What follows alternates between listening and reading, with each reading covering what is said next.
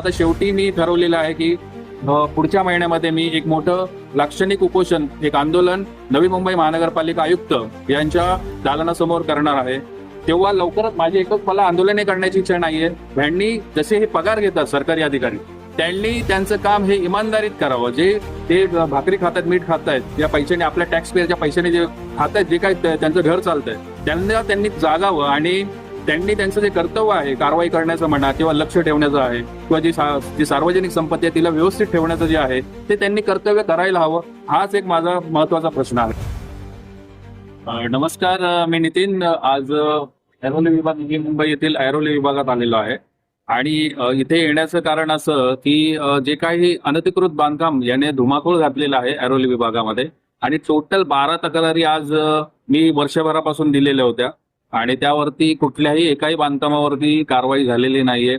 अनधिकृतपणे वेगवेगळे सिडकोचे भूखंड म्हणा किंवा जे काही रिक्त भूखंड आहेत ते सगळेचे सगळे इथले जे भूमाफी आहेत आणि अधिकारी मिळून त्यांना, म्हणजे अधिकाऱ्यांनी त्यांचं संगनमत होऊन तिथे बांधकामं केलेली आहे. 6 ते 7 माळ्याच्या प्रत्येक ठिकाणी इमारती बांधलेल्या आहेत.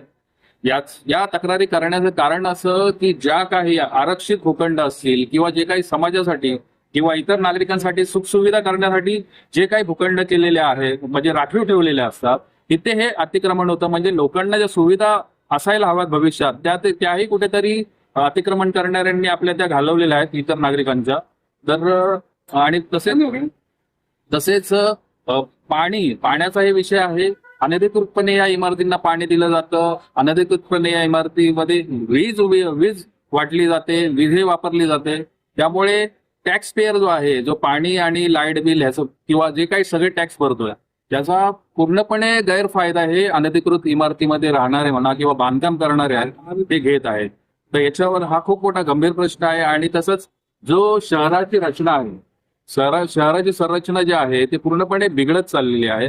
तुम्ही पाहायला आज तुम्ही जर ऐरोली आणि रबाळे किंवा तुम्ही घनसोली या विभागामध्ये गेलात तर तुम्ही पाहाल की अगदी 10-10 फुटावरती मोठमोठ्या इमारती उभ्या राहिलेल्या आहेत. उद्या कधी कुठला नैसर्गिक समजा झाला, भूकंप झाला, काय आला तर पत्त्यासारखे इथे ह्या इमारती कोसळू शकतात आणि लाखो लोकांना इथे धोका होऊ शकतो. तर कुठल्याही प्रकारे नियम इथे पाळले जात नाहीत. मी वारंवार महानगरपालिकेच्या अधिकारी, सहाय्यक आयुक्त यांना भेट दिलेली आहे. वारंवार या गंभीर प्रश्नांबाबत मी मुद्दे उचललेले आहेत, सोशल मीडियामध्ये टाकलेले आहेत.